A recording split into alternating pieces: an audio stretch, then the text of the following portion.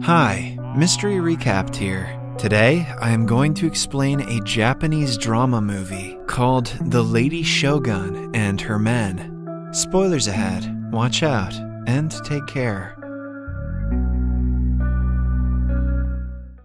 The premise of the movie is set in the era of a fictional Japanese dynasty called the Shotoku. A dangerous epidemic named red face pox spreads around the country. The disease only affects men, and 8 out of 10 who fall victim to the plague die. With time, the population of men decreases at a frightening rate. By the end of the plague, the male population is a quarter of the female population.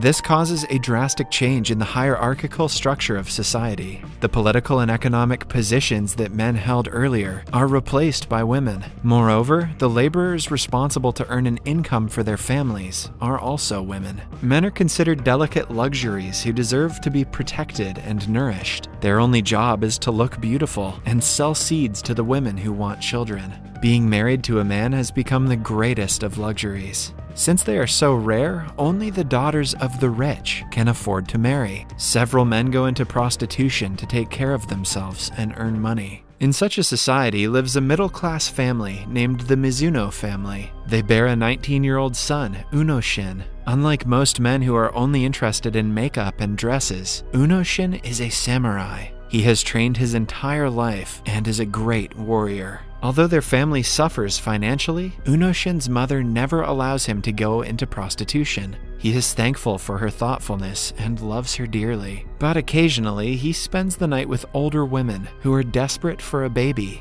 He does so as a favor to those who have lost their loved ones to the red face pox. Out of the kindness of his heart, he refrains from accepting their money as well. The Mizuno house is always filled with women asking for Unoshin's hand in marriage. He is not just a great warrior, but is astonishingly beautiful and very kind. However, he rejects everyone's proposal, knowing that they only want him for his outer beauty. Unoshin is also in love with his childhood friend, Onobu. They have always liked each other, but never had the guts to confess because Onobu belongs to a wealthy family. Because of the gap between their social and financial status, Unoshin tries to keep his distance from her, but it never works. When their family's financial condition gets worse, Unoshin decides to lend himself to an uku. It is the intersection of a palace where the queen's male suitors live. They are trained to be beautiful so they can one day attract the attention of the queen, also known as Lady Shogun.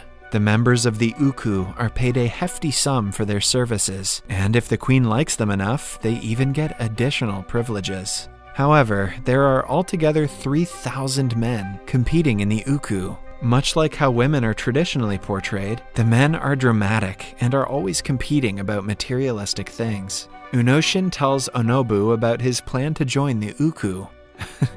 Say that 10 times fast. She begs him to reconsider, but Unoshin has already made his decision. He plants a goodbye kiss on her lips and walks away. In the following scene, Unoshin joins the uku. On his first day, a teacher shows him around the place. He is told that he belongs to the lowest rank of men, who have to clean up after the higher-ranking men. He eventually will get promoted if his services are satisfactory. The current Lady Shogun is a 7-year-old girl, so the men have a long wait before they actually compete against each other for her attention. While in the orientation, the teacher and Unoshin come across the most powerful man of the uku, Fujinami. Only one person can be in the right ranking of men, which is occupied by him.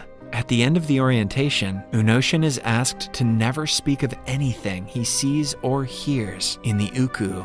It is a tradition among the members of uku to bully the newcomers. They make fun of Unoshin's hair and clothes, but he stands up for himself, teaching bullies the importance of his haircut for samurais. While working, he is given more tasks than others, but Unoshin is used to working hard to earn for his family. He manages to make friends with a quiet kid who he has to work with. The man reveals that the goldfish in the tank must be addressed with respect because their position is lower than the animals of the uku. The bullies push Unoshin when he is carrying food, which leads to him starving for the first 2 days. One night, 3 higher-ranking men restrain him in his sleep and try to assault him. Unoshin, using his skills as a samurai, efficiently kicks their asses and sends them away. The next day, he tells a work buddy about what happened and finds out it is normal for men in the Uku to maintain sexual relationships with one another. Since their shogun is only 7 years old and no other women are allowed in the establishment, they rely on each other to fulfill their sexual desires. Some even use their relationships with the higher officials in their favor to be promoted.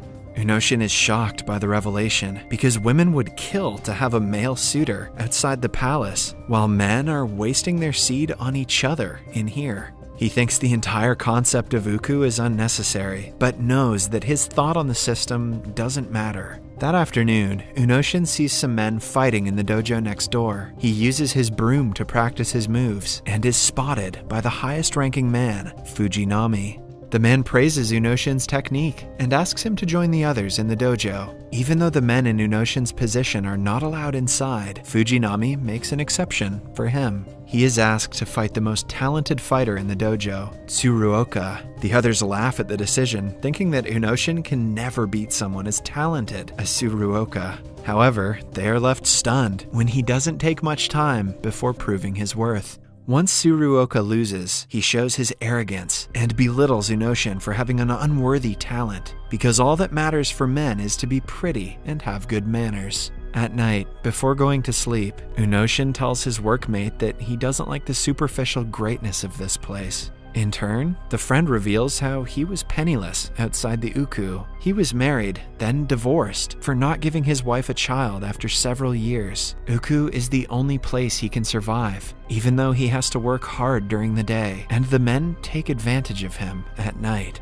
This puts things in perspective for Unoshin and makes him realize how hard it is for men outside. He was poor, but was lucky enough to have been born into a good family. So maybe Unoshin should stop being such a baby-back bitch. The next day, news about Unoshin's bravery spreads around the Uku. Many teenage boys try to pursue him, complimenting his looks. When it gets dark, Tsuruoka comes to meet Unoshin and challenges him to another fight for his honor. Unoshin doesn't want to compete against him, but has to give in to his orders. The fight starts, and Tsuruoka is beaten this time as well. The loss is so humiliating for him that he commits the unthinkable. While he struggles on the ground, Unoshin shows mercy and kills him with his sword. The next day, he is asked what happened at night. As he was instructed, he denies meeting Tsuruoka altogether. Satisfied by the answer, the higher official lets him go.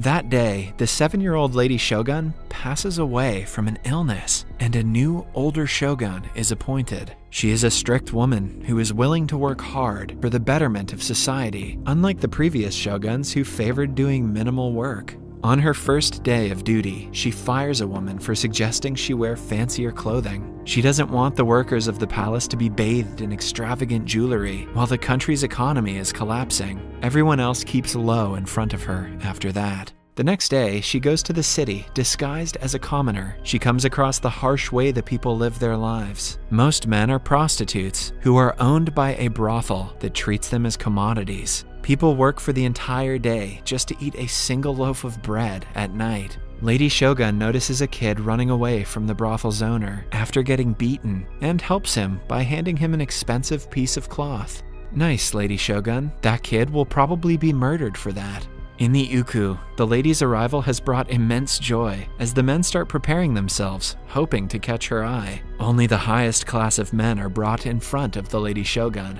so Unoshin has no hope of meeting her. That is, until Fujinami promotes him. Starting the next day, he prepares the dress he will be wearing when he first sees her. Unlike most men who go with extravagant materials and colorful designs, Unoshin chooses a simple black cloth and minimal design for his dress. His dress is made by a skillful tailor named Sakiwa. He does an excellent job on the attire and impresses Unoshin. He wants to reward the tailor for his work, but has nothing in his possession that could be valuable to him. Hence, Unoshin plants a kiss on his lips as a thank you gift. With time, the two become close friends and share several intimate moments together. On the day of the ceremony, everyone laughs at his horrendous choice. He is told to keep his head low in front of Lady Shogun. If she asks you what your name is, she would have chosen you as a suitor. The ceremony starts, and Lady Shogun trips on her way to the throne. Someone from the men snickers, which catches her attention. When asked who it was, Unoshin comes forward. After taking a look at his face and simple garments, Lady Shogun asks him his name, surprising everyone. They are set to spend the night together the next day. Later that day, Unoshin is informed that since Lady Shogun is a virgin, he will be considered an elite for taking her virginity. But since the act is also the greatest form of crime, he has to be executed in the morning.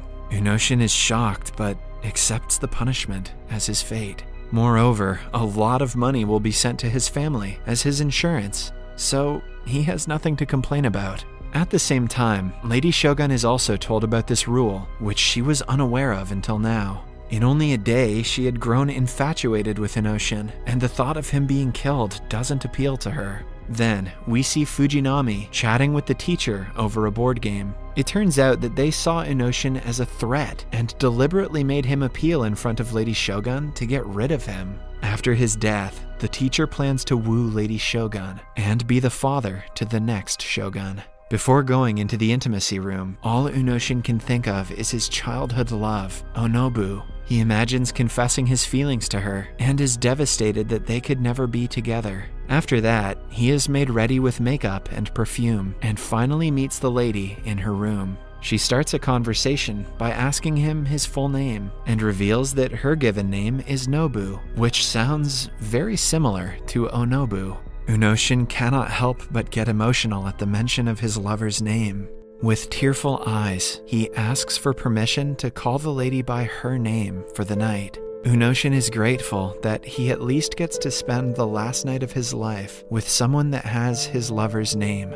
Following that, the two enjoy a night of passion and sorrow. The next morning, Unoshin wakes up and is told that he did his job well. Then he is kneeled in front of the officials and executed with a katana to his neck. We see his work friend and Sakiwa crying, mourning his death. His family receives the money and a letter of condolence, but is told that he died of a disease. The scene changes to a few months later. Onobu has not forgotten her only love. She cries in his memory every day and visits his grave frequently. On one such visit, she is left speechless because Unoshin stands in front of her, alive and well.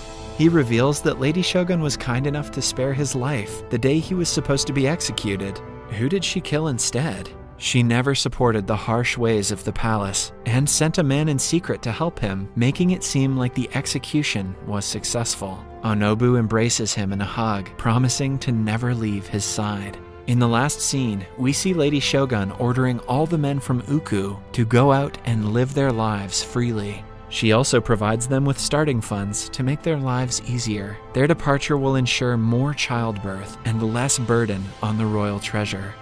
Subscribe for more videos like this, turn on notifications, and leave a like to help the channel out. Thank you for watching.